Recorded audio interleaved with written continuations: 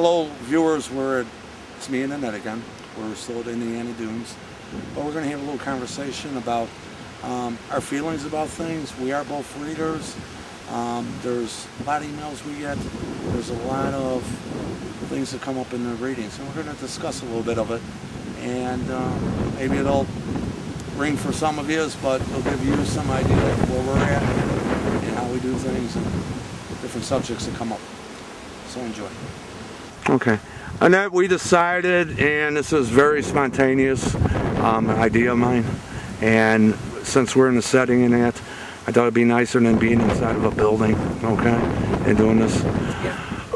We come across a lot of emails, different, even during the readings, and one of the things you've been getting a lot of lately is people feeling they have a curse on them, okay? And I've gotten some, like the people email me asking about, oh, if I go to this place, how about demons and all this stuff? And I kind of, you know, tell them, of all the places you can consider even hell-like, I've never come across what I would consider a demon or an attachment, per se. Well, let's get back to the curses, okay? The curses, right. Because you're a high priestess, and you have your own covenant at. Your actual feelings about curses, and then your feelings of what you basically do to help people that may have them. Okay, so when people come to me with curse, they're thinking they have a curse on them or on their family or on someone that's close to them. You know, my famous words are, a curse only works if you think it does, or if you believe it does, or you let it affect you because of your belief in the curse. So if someone says to you, curse your family, what they're really doing is instilling a fear inside of you that causes you to take on, whether it's an illness, or you think you're unlucky, or things are going wrong, that it's all because of the curse. To break the curse is that you have to just stop believing that it's working on you. Sometimes easier said than done. We get things in our heads, and it's hard to get rid of. It's hard to shake that away. So there are lots of different things that you can do physically, lighting candles, perhaps it's performing some kind of a spell. These things are symbolic, even to our subconscious, so that we believe, oh, that curse or that evil thing that was on me is broken because I've done step A, B, and C, or 1, 2, and 3. Those kinds of things can help, but remember that I say that curses are only real or effective if you believe that they are. Okay. Now, let's say I write you. I firmly believe, okay? Annette, can you help me? What would you do when you realize that there ain't no... I ain't gonna explain it away just like I did, just like you have. So what would you do? Well, I guess what I'll do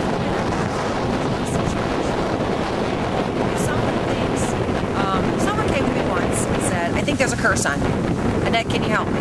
I talked to someone a while ago and I paid them some money and they gave me this procedure to do, and it worked out great for a little while, but I feel like that curse is back. Like the procedure didn't last long enough. So obviously, in my mind, I'll know that that person who's asking me to relieve them of their curse, they found some relief already because they were able to do a procedure and they felt relief. Okay? Now time goes by and some things happen in life, negative things, and they feel like it's back. So I would say, okay, well, what were those things that you did? What was that procedure that you followed? Oh, I drank some honey and I spun around 6 times and I prayed to the moon. Whatever it is, I'm making this up, but yeah. Whatever it is, I would say, you know what? And it worked before, you should go back and do that same thing again. And I don't want your money today because you knew what it was to be able to kind of get over it the first time. Let's go and do the same thing again. Okay? If someone comes to me and I must have a curse on me, it's always bad luck for me, or men always treat me the same ways, or, I'm having the same troubles with my finances every single time, but same things always happen, my job, etc. I would say, okay, well, let's find the patterns. Let's figure out where the patterns are that are in your life that are causing this negative energy to you, that you're pinning the name curse, hanging the name curse on it. Okay? And then we can kind of, more of a life coach kind of a thing would happen there, as opposed to lifting up the curse. Okay, there are plenty of people out there who would take your money and say, okay, I'm going to lift the curse on you now. I'm not one of those people. I believe that it would be better for you and your evolution to be able to explain to you how to help yourself, be a positive thinker, than it would be to go through some kind of, procedure. Because then you become more or less an enabler for every problem that comes up for them. Absolutely. Yeah. And I've seen that too, where people will come to me with the same problem over and over again, asking, oh, you gotta do this for me again, you gotta do that for me, you gotta read me again and again and again. Well, not every single day or every week, it's too much. Yeah. Now you're just counting on me to tell you it's gonna be okay, when I've trained you how it's gonna be okay. You should be able to fly on your own now. You should be able to do this thing. So you have to, again, believe. You have to believe in yourself, in the spirit world around you, what you might consider spirit helpers, guardian angels, people that have passed already that loved you, people that have passed that you never met, but they are there for you. They're in your circle of spirit helpers, okay? Protection, as I call it. Protection, absolutely. But you gotta... God, goddess, whoever you're, Buddha, higher power. Higher power, right. Because I tell them, I said, you gotta tap into them. You can't just show up at the doorstep and say, help me.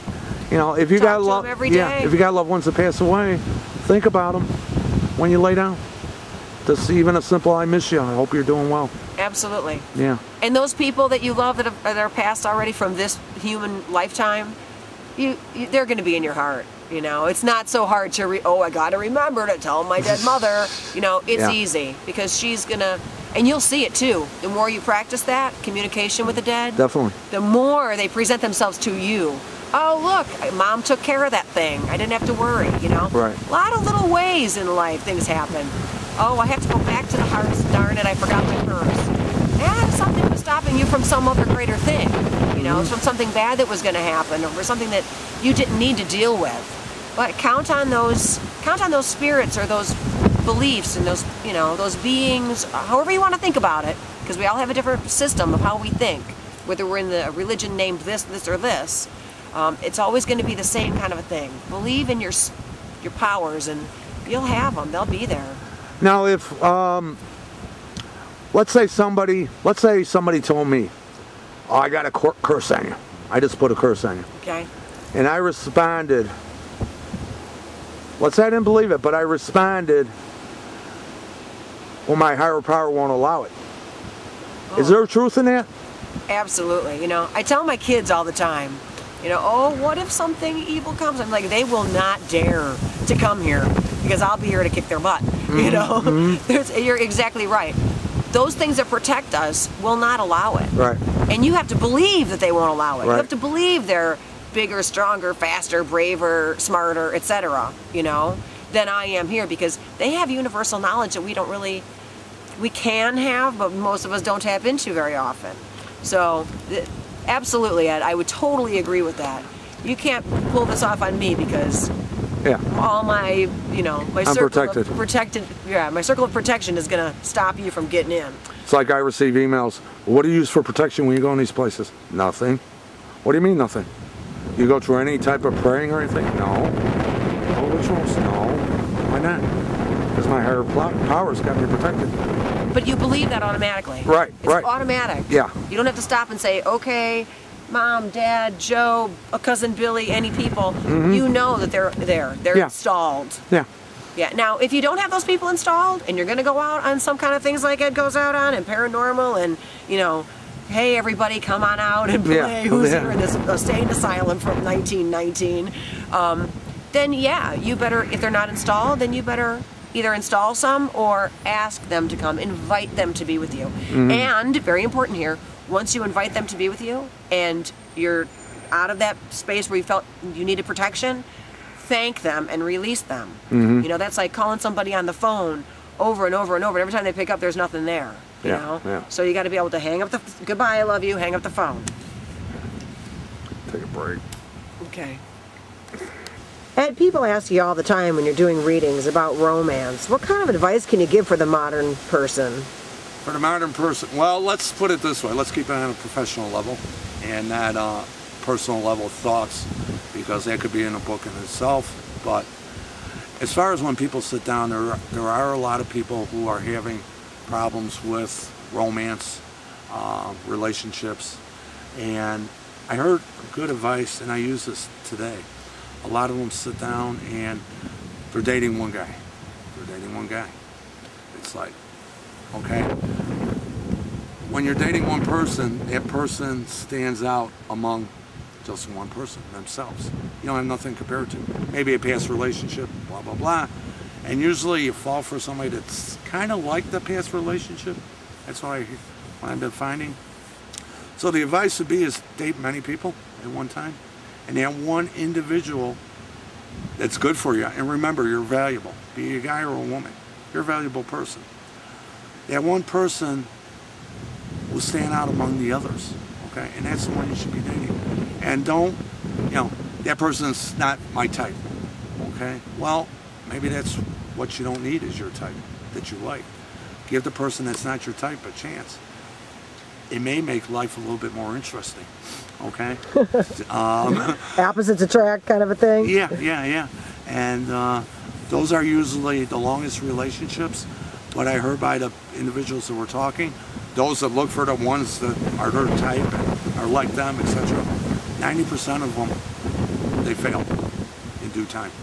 So they're finding that the ones that, oh, he wasn't my type, actually became their type, last a lot longer. So that's about the advice I could give there. So it sounds like you're saying date quite a few people, get a wider at one time. pool. I mean, don't tie yourself to one individual. I mean, at one moment. I mean, I've seen people or know people who've known a guy for 3 weeks, 4 weeks, and all of a sudden it's a relationship. And what do you know about the person? I mean, in the beginning of relationships too, people always present themselves in the very best light. Yeah. We've known each other for what, 12 years? Oh my. Yeah. You know, I could be grumpy. I know you could be womanly. Put it nicely. And you got free, I mean, with our relationship, you got free realm to say, no, Ed, I don't want to do it. Right. Being a typical good guy, I say, okay, Annette, we will do it, okay? I don't, typical guys don't, but we got a relationship. We got a long time relationship. And we learn to grow into that. And, I got my bads. I call you about, situations. You're probably one of maybe 2 people, Kathy being one, you being the other, that I've actually shed tears with. Yeah. And because of the trust factor. And that's another thing. The longer the relationship grows, the more the trust. Okay? And if you're in a long-term relationship without trust, you're in the wrong long-term relationship. Well, there's a situation today. You asked me to bring something with. I felt disappointed because I care that I couldn't dig it up right this moment. Right. Okay? And I was honest with you. I didn't make up no excuses or anything like that. I looked around your house and said, okay, she'll understand. But it's in a pile somewhere I can't get to today. So I felt comfortable sharing with you. And if you got ticked, that's part of relationships too. Yeah. I mean, we get mad at each other once in a while. I don't think we have too much. I don't think so. It's part of a relationship. So that's my view on that part of it. Thank you. And with the winter coming on, we're out here in October, middle of October. Is there any preparation, winter preparation, you said it perfectly, that you would recommend?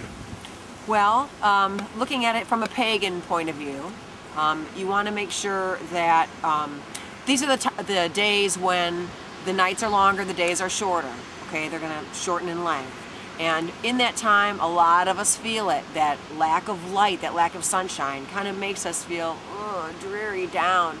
We're forced to be indoors more often, not out here in the great outdoors like most of us would like to be. And I think that the best way to prepare something like that is kind of get your head in the right place, Be prepared to go in. Set goals for things that you can work on. Very introspective, You're looking inside. You're taking this time and utilizing it well to prepare yourself for the coming of the spring, you know, when you're out again and moving around. So the winter preparations is really a time when we should be thinking about yourself, you know, changes you can make to make yourself better.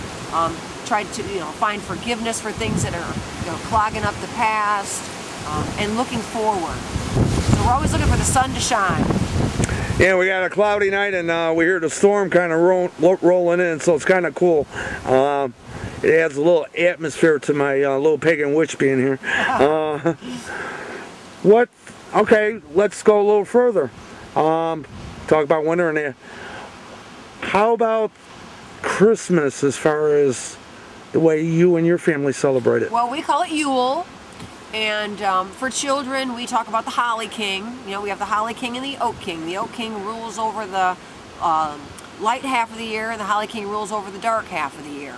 So the Holly King comes in, and he comes in at summer, and stays until the winter solstice. And we say the Holly King like he's, you know, like Santa Claus. Mm-hmm. And what we do is we set up a tree.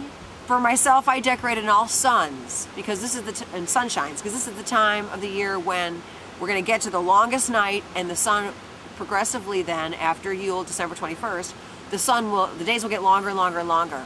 Okay, the light will stay longer upon the earth every day. So we're kind of drawing in the sun's power. Come, start to shine longer days. Okay. So it's all about, you know, beckoning to the season to kind of drag the wheel towards the spring when we can plant and harvest and et cetera, et cetera. Mm-hmm. Okay. And then you yourself, I know, prepare stuff. You put stuff away in, I don't know, cans, Oh, absolutely. That's kind of a farm girl thing. Mm-hmm. Right, where you kind of put away stores for the winter. And you know, I try to live personally in a mentality of one that might be pagan, even though I still have electricity and indoor plumbing, etc. You know, I keep laying hens and chickens, and you would try to prepare to make sure that they're going to be taken care of over the winter, and they have the right housing. And of course, putting away from my organic garden, I want to make sure I have lots of spaghetti sauce put away, and lots of peppers, and all the things that I'll need for the winter. You make your own sauce? I do. I want to try that someday. Okay. Okay. Cool. And then how many jars would you say you would have stacked away? Oh boy. Right now I think I have 10, but before the end of the season I'm still bringing tomatoes out of the garden. So before the end of the season I probably have 20. So when did you start making? When did jarring? I start? Yeah. When did I start gardening? Or no, canning the stuff. Year? Okay, the first things came out, first tomatoes started coming out in August, and I probably was making sauces in September and October, you know, okay. A couple, 2 or 3 times between end of August and now, but I'll still have a couple more runs at it. So it's not like you wait till October and start, you have to plan ahead. You can when everything's fresh. Okay, cool. You want to get at it when it's all fresh and delicious. That's when all your vitamins and everything are there. Because, you know, there's a school of thought that a raw vegetable, once you heat it in a way, it takes away some of its essence. Mm-hmm. Raw foodists could tell you better than I could. But I would prefer to take something that's very fresh and can it quickly before it has a chance to even a little bit go over. Just the most nutrients, the most vitamins, the most everything. All right, thank you for our trip out here to Indiana Dunes. And thank you, viewers. As you can see, I'm losing my voice. And it's starting to rain. It's starting to rain. Bye-bye. Listen to me.